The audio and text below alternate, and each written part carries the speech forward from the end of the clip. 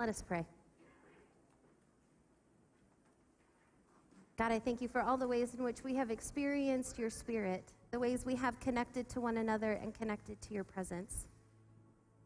I ask now, God, that you would use the words of Scripture and use the words of this message to form us more fully into your disciples, so that we may go forth and serve the world.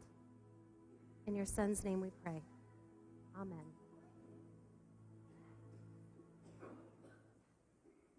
I am a football fan. I grew up, yes. I grew up in a household watching the Minnesota Vikings. Some of you may not know that. That's what I'm telling you now. Okay, let's not get too divisive with our football cheering today. But what I did not anticipate was that my son would play football. I did not anticipate that. I did not see that coming, and we can talk more about why I didn't see that coming. But for the last 2 seasons, my son has played flag football, and I love it. It is so fun to watch these kids play this game. Now, as a mom, I don't know how I feel about the first time that I see my son get tackled, but I think I have like 2 years to adjust to that idea, and so we're just going to enjoy it while we can right now, right? But what I've learned, and this is going to come as a big shock to you, the rules of flag football are very different than the rules of the NFL. I know, you're surprised. But it's more detailed than just not tackling. For those of you who don't know, for flag football, they put little belts on, and over in Newton, the flags that are attached come off with Velcro. So if somebody grabs your flag, the play stops. In Council Bluffs, you had to get the whole belt off. It was quite entertaining, because sometimes kids would like sneakily tie it on, so then you'd have kids like pulling them back like horse reins, and it was hilarious. Here, the flags just rip off. It's nice. The ball gets called dead. So that's one change, right? Nobody gets tackled. You just rip the flag off. But they play on a smaller field, right? It makes sense. They're smaller bodies, right?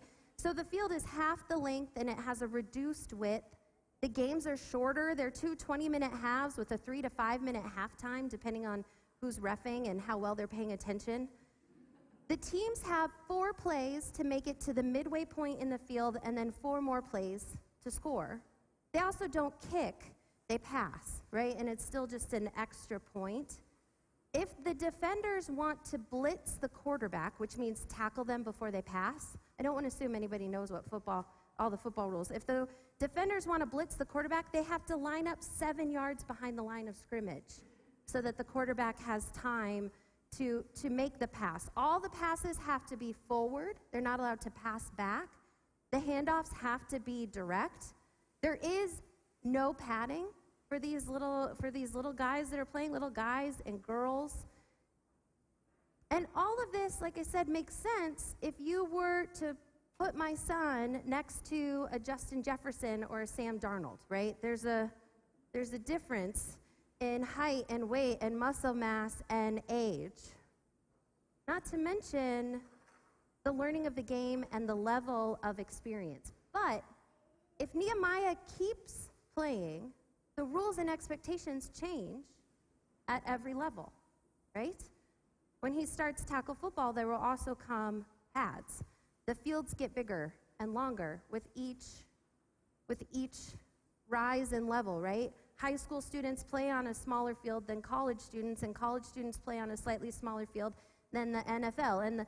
And the distance between the uprights that they kick the football through, it narrows as you get older, right? It gets harder. As you mature and learn the game, as your bodies develop, the expectations of the skills that you are able to perform increases. We call this maturity, right? We call this growing up.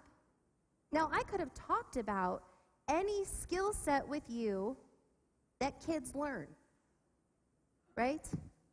We have a baby, and the baby starts with rolling over, and then scooting, and then crawling, and then pulling themselves up on furniture, and then walking and running and bike riding and rollerblading and all of those things we can do, but it starts at the basic level. When we learn how to swim, we start with floating, and then we kick, and then we learn the arms, and then we put it all together, and then we put it all together in the deep end, and then we learn how to jump in, and we jump off the diving board, and then we dive in. And once we get comfortable in a pool, then we can start swimming in a lake and then an ocean, right? This is the way things grow. I could describe anything to you. My daughter is a dancer and a gymnast. She started with a somersault and then a cartwheel and then a walkover, and now she's working on an aerial and a back handspring, and the next thing is a back tuck, right? There's a progression to all of this maturity as you understand the basic skills, as your body gets stronger and your mind gets sharper, the expectations go up.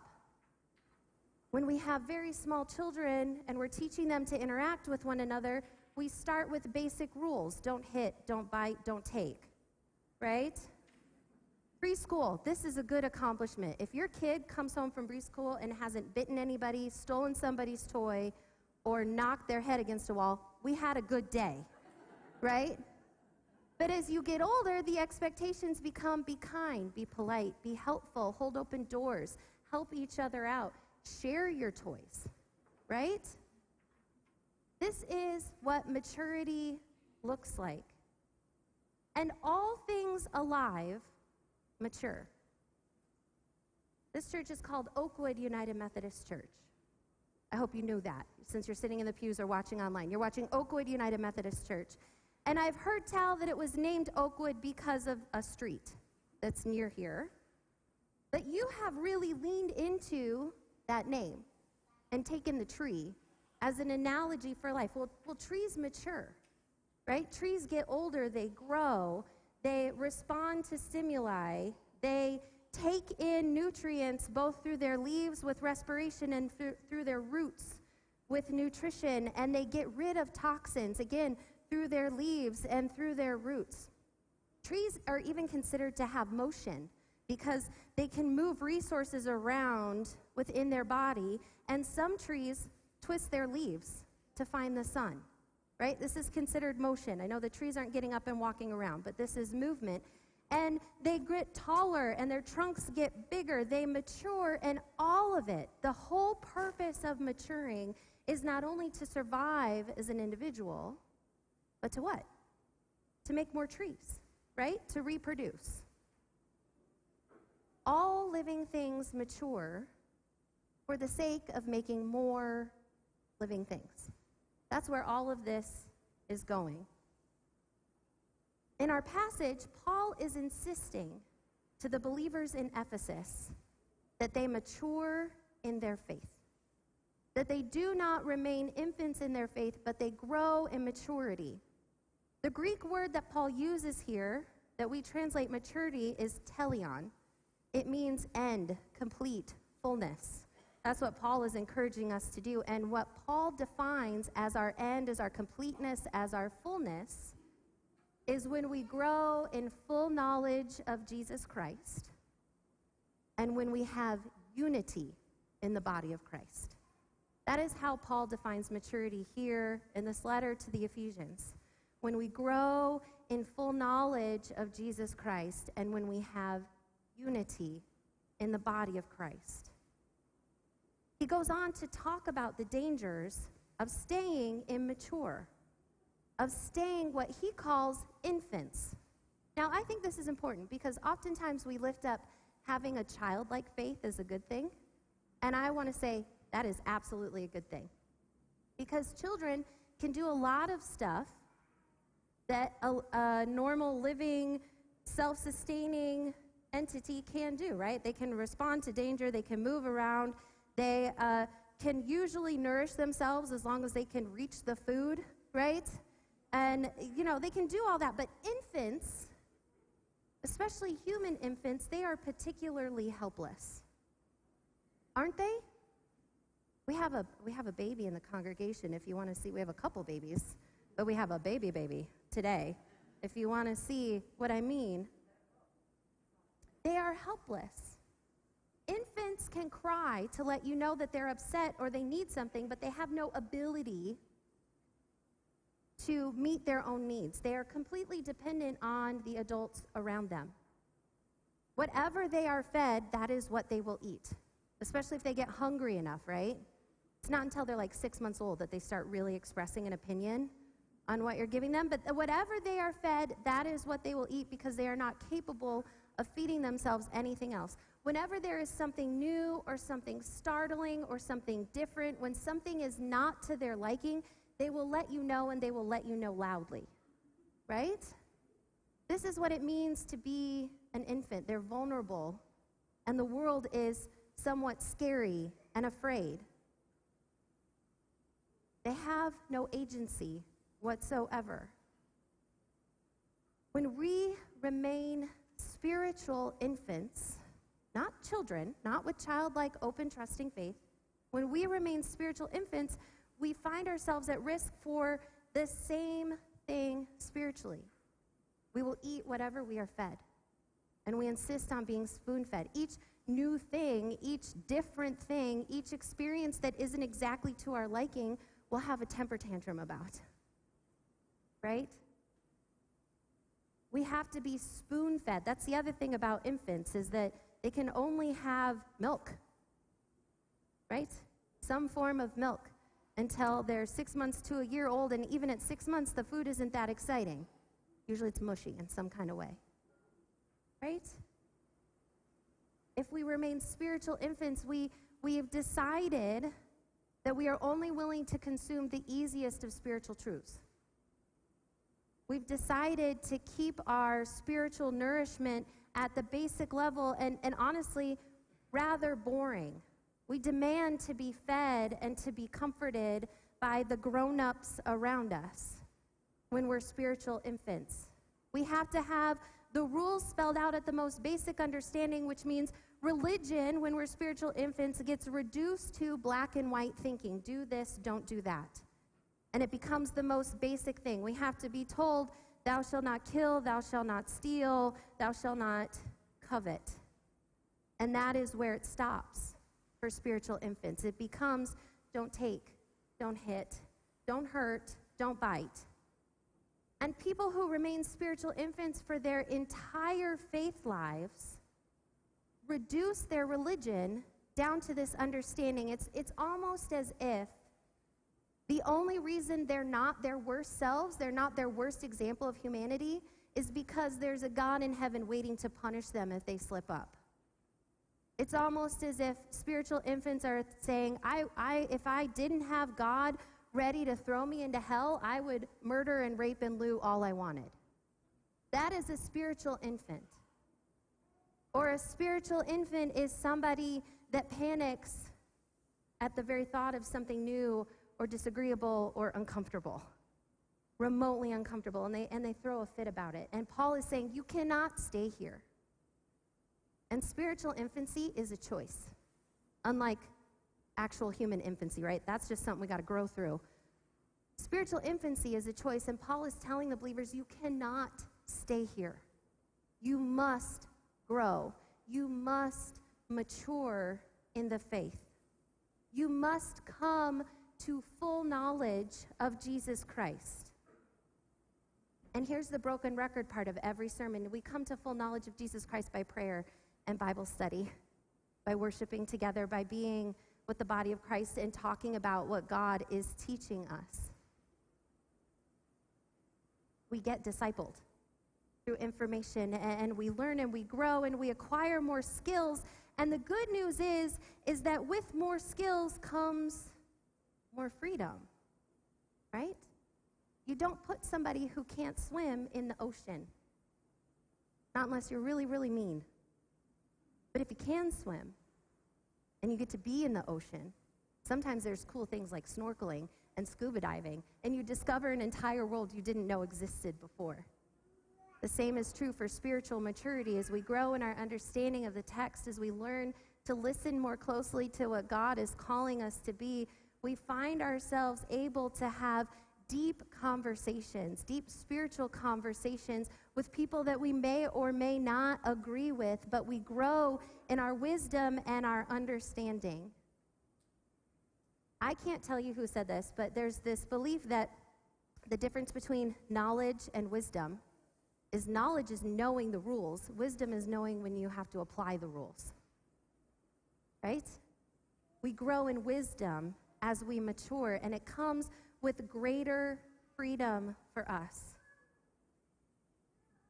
One of the ways that maturity will be made visible, according to Paul, is not only in our knowledge of Jesus Christ, but in the unity of the body of Christ. In the unity of the body of Christ. I know, no, I won't say I know, I will guess that it has been a week for some of you. Now, I think one of the most heartbreaking things in America right now is watching how our politics have played out. I don't do politics from the pulpit, so take a breath. You're not going to get a particular worldview up here, except what I consider the Christian one.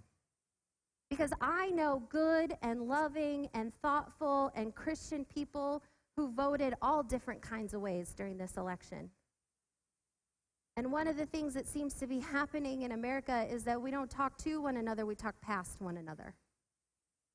And we don't even all have the same information to have a conversation, right? We shout at one another, we demean one another, we dismiss one another. If I find out you voted a certain way, I make assumptions about what you believe, and I use words to insult you. And I don't care who you voted for, right? We find examples of that all over the place in American politics, and I think it's heartbreaking because somehow we've lost sight of the fact that we all live in the same country, right? We either succeed or sink together. Maturity is seeking unity. Maturity is seeking unity. Maturity is having the challenging conversation and seeking those places that we agree with one another, seeking those things that we want to work on together. I understand there'll be disagreements, and that's okay. Mature people can have disagreements. Mature people can have in-depth discussions about what they believe and differences of opinion without having to demean and dismiss and insult another person. And what Paul is telling the believers in Ephesus is that the body of Christ should be that way. Unity in the body of Christ means not only knowing that there's a distinct possibility that right now you are sitting next to somebody who voted differently than you, but rejoicing in that. That's how I understand it. Rejoicing in that we can build a church, we can agree to believe in Jesus, and sit next to people that we would have hard, complicated debates and discussions with, and still agree that Jesus Christ is Lord. Right? Still agree that Jesus Christ is Lord. Still agree that we're all chasing after Jesus. One of the reasons that I fell in love with the United Methodist Church and that I choose to stay is because we call ourselves a big tent church. We are trying to be the church that seeks unity, to listen to one another with empathy and love and compassion, to speak about issues and to seek understanding of other people's opinions. We believe that sometimes just a little touch of humility, just a little touch of acknowledging that there's a possibility that I might be wrong because I'm missing a key piece of information. And because I might be missing a key piece of information, I'm willing to listen to you with ears wide open rather than with a ready response on my lips. I stay United Methodist because I think it is exactly the church that America needs right now. And we can't change the culture unless we start here at Oakwood United Methodist Church. Building a church where we are seeking to be mature followers of Christ as individuals so that we can be a mature community of Christ. Growing in understanding with one another. And we'll know we've reached maturity when there's fruit. When there's the fruit of the Spirit in our midst, and when we're growing.